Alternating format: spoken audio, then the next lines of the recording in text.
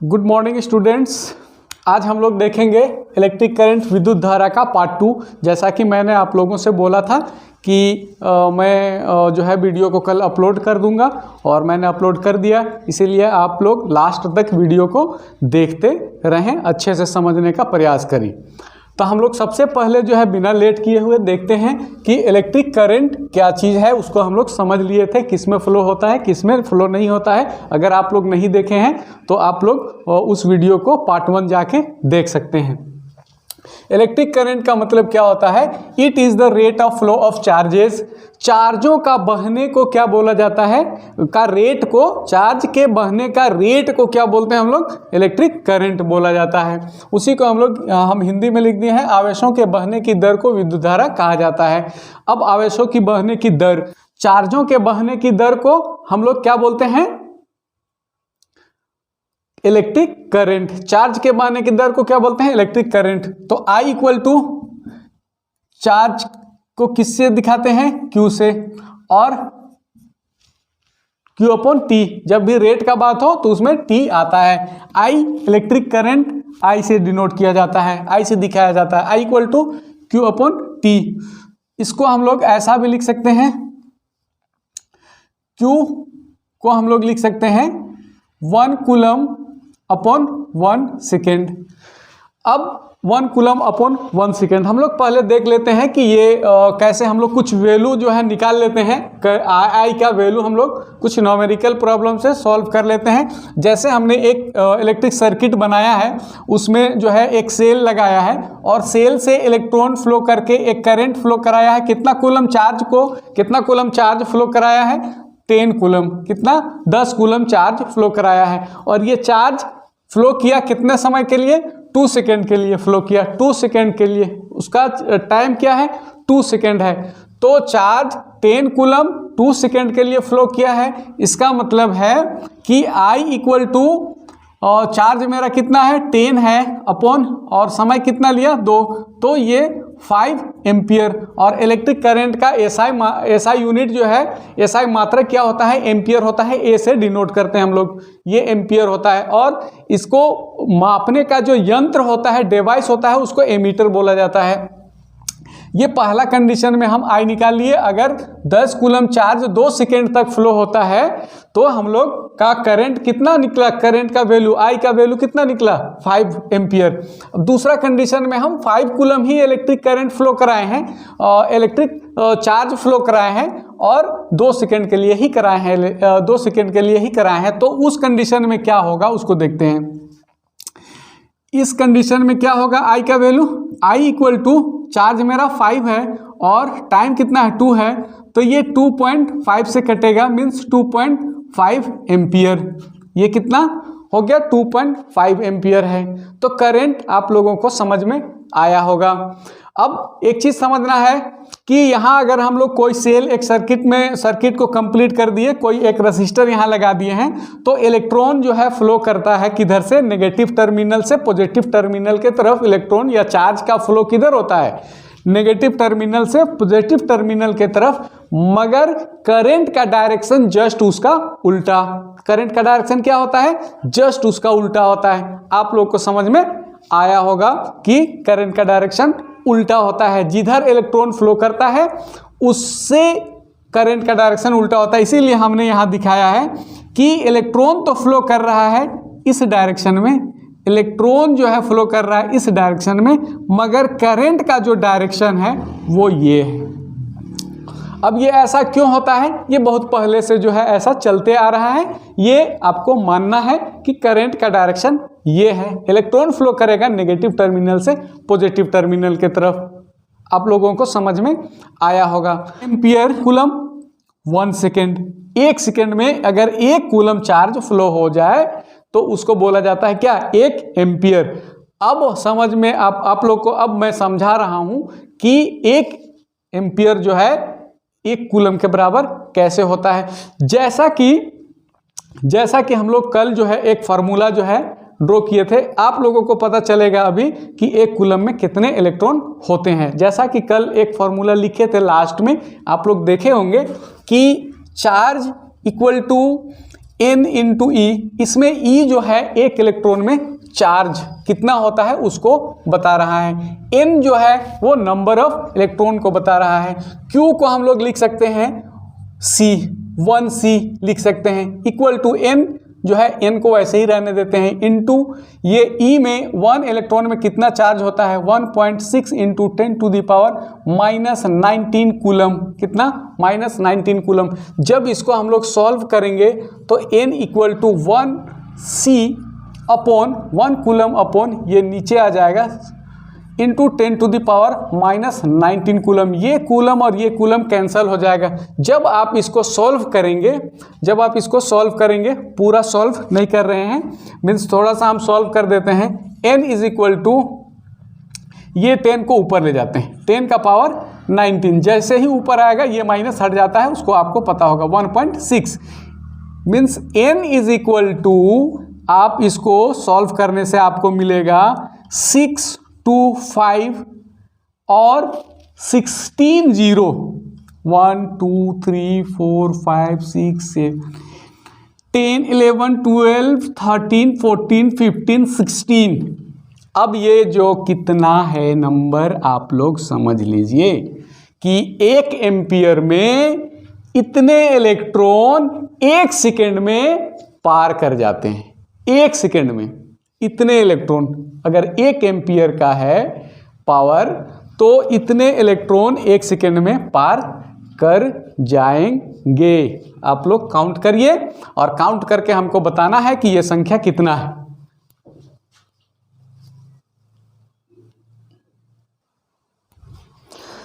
अब हम लोग कुछ देख लेते हैं इधर कि एसआई यूनिट जो होता है, एसआई मात्रक, करंट का एसआई मात्रक क्या होता है, एम्पियर होता है। इस तरह से ए से डिनोट कर सकते हैं।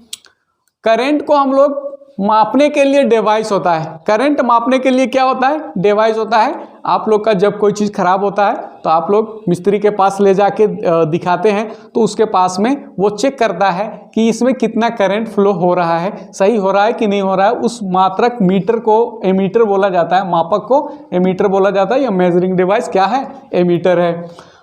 अब जो करंट का एसआई यूनिट क्या हम बोले कि सर एम्पियर होता है। अब एम्पियर, 1 एम्पियर तो बता दिए, या 1 कूलम में कितना चार्ज होता है, कितने इलेक्ट्रॉन होते हैं 1 एम्पियर में, 1 सेकेंड में जो है इतना इलेक्ट्रॉन पार करेगा, उसको हम बता दिए हैं। तो अब जो है उससे छोटा यूनिट भी है एम्पियर का, करंट का मात्रक जो है उसका छोटा यूनिट भी है। जैसे 1 मिली एम्पियर इक्वल टू 10 का पावर माइनस 3 एम्पियर, और 1 माइक्रो एम्पियर इक्वल टू 10 का पावर माइनस 6 एम्पियर। ये बहुत छोटा होता है। इस तरह से माइनस लिखा रहने का मतलब ये है कि 1 और 10 नीचे जाएगा, और 1 को हम लोग 1000 बार भाग कर देंगे, डिवाइड कर देंगे। 1 को 1000 से डिवाइड करेंगे, मतलब 1 को 1000 जगह बांट देंगे, तो उसको बोला जाता है 1 मिली एम्पियर और 1 माइक्रो एम्पियर, तो वो और भी छोटा हो गया है। तो अब देखते हैं हम लोग आगे कि इलेक्ट्रॉन बैटरी से क्यों फ्लो करता है, क्या कारण है, उसको हम लोग देखने का कोशिश करते हैं। तो हम लोग जो है अब जानकारी लेते हैं पोटेंशियल डिफरेंस के बारे में, कि ये पोटेंशियल डिफरेंस होता क्या है, वोल्टेज क्या होता है, और इलेक्ट्रिक करंट जो है कैसे फ्लो होता है। तो उसका मेन कारण जो है ये है potential difference. Potential difference means इसको वोल्टेज भी कहा जाता है, टेंशन भी कहा जाता है, और पोटेंशियल डिफरेंस भी कहा जाता है। वोल्टेज को हिंदी में विभवांतर बोला जाता है। इसी के कारण, यही वो चीज़ है जिसके कारण जो है हमारा इलेक्ट्रिक करंट फ्लो होता है। तो सबसे पहले हम लोग इसको देख लेते हैं कि पोटेंशियल डिफरेंस क्या चीज़ है। तो पोटेंशियल डिफरेंस का जो है एक्सप्लेनेशन है, work done by electric force on a unit charge to move it from one point to other. Electric force, ये जो है इलेक्ट्रिक फोर्स के द्वारा यूनिट चार्ज को एक स्थान से दूसरे स्थान तक पहुंचाना क्या कहलाता है? पोटेंशियल डिफरेंस कहलाता है। उसी को हिंदी में बोला जाता है एकांक आवेश को एक बिंदु से दूसरे बिंदु तक ले जाने में विद्युत बल द्वारा किया गया कार्य। मीन्स की जो आवेश है, जो चार्ज है, उसको विद्युत बल, एक फोर्स लगता है जिसको इलेक्ट्रिक फोर्स या विद्युत बल द्वारा एक स्थान से दूसरे स्थान तक ले जाया जाता है। किसको? चार्ज को। एक जगह से दूसरे जगह तक चार्ज को पहुंचाना क्या कहलाता है? वो पोटेंशियल डिफरेंस कहलाता है। तो आप लोग को समझ में आया होगा। हम लोग जो है देखते हैं कि ये पोटेंशियल डिफरेंस को हम लोग V से डिनोट करते हैं, V से। इसका SI यूनिट होता है, और पोटेंशियल डिफरेंस का SI यूनिट क्या होता है? वोल्ट। क्या होता है? वोल्ट। और इसको मापा किससे जाता है? Volt meter. ये याद करना है, एक एक नंबर का क्वेश्चन पूछते रहता है। इसका SI यूनिट जो है, SI यूनिट वोल्ट होता है और मापा जाता है वोल्ट मीटर से। वोल्ट मीटर से इसको मापा जाता है कि कितना वोल्ट का करंट फ्लो हो रहा है, कितना वोल्ट का बैटरी है, उसको मापने के लिए ये वोल्ट मीटर इस्तेमाल किया जाता है। SI यूनिट इसका वोल्ट है।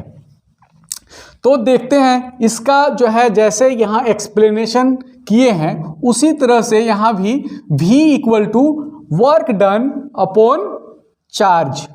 वर्क का SI यूनिट क्या होता है? जूल होता है। आप लोग को याद रखना चाहिए, वर्क का SI यूनिट जूल, और चार्ज या आवेश का SI यूनिट क्या होता है? कूलम होता है। Work is equal to, class 9 में आप लोग पढ़े होंगे, फोर्स इनटू डिस्प्लेसमेंट। और यहां भी बात हो रहा है किसका? फोर्स, और एक जगह से दूसरे जगह तक पहुंचाने का बात हो रहा है। तो ये फॉर्मूला है volt equal to work done upon charge. Work done upon charge Q। SI unit बता दिए हैं वोल्ट, और वोल्ट मीटर से इसको मापा जाता है। अब यही वो की पॉइंट है जिसके कारण जो है इलेक्ट्रिक करंट फ्लो होता है। इसी को हम लोग को बहुत अच्छे तरह से समझना है। तो इसको समझने के लिए हम लोगों को क्या करना होगा?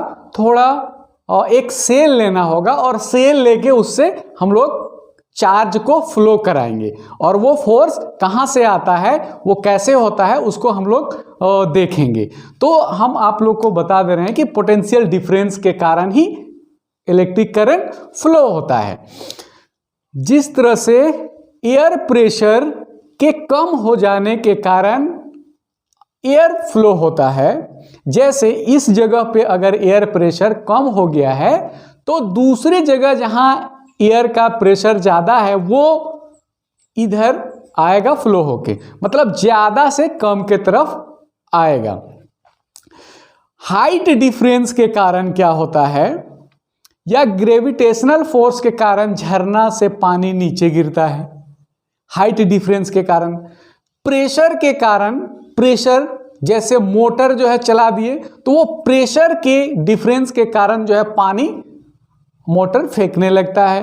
तो कोई भी चीज़ ज़्यादा से कम के तरफ फ्लो होता है, तो इसमें भी कोई एक डिफरेंस होगा जिसके कारण ये क्या कर रहा है, ये चार्ज फ्लो हो रहा है। इसको हम लोग देखते हैं। पहले एक सेल के बारे में जान लेते हैं कि ये सेल कैसे काम करता है, जो डेली लाइफ से रिलेटेड है। तो हम लोग यहाँ क्या है कि सेल का दो भाग होता है, एक पॉजिटिव और एक नेगेटिव, पॉजिटिव टर्मिनल और एक नेगेटिव टर्मिनल।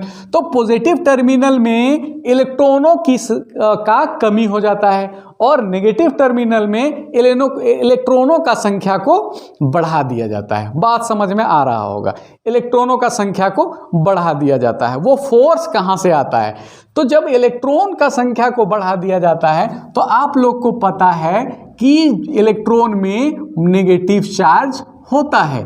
तो ये इलेक्ट्रॉन को जब एक जगह जमा कर दिया गया ना, तो सब लोग एक दूसरे को ढकेल रहा है कि भगा रहा है, दूर, यहाँ से भागो, यहाँ से भागो। बात समझ में आ रहा होगा। तो वो फोर्स जनरेट कर रहा है।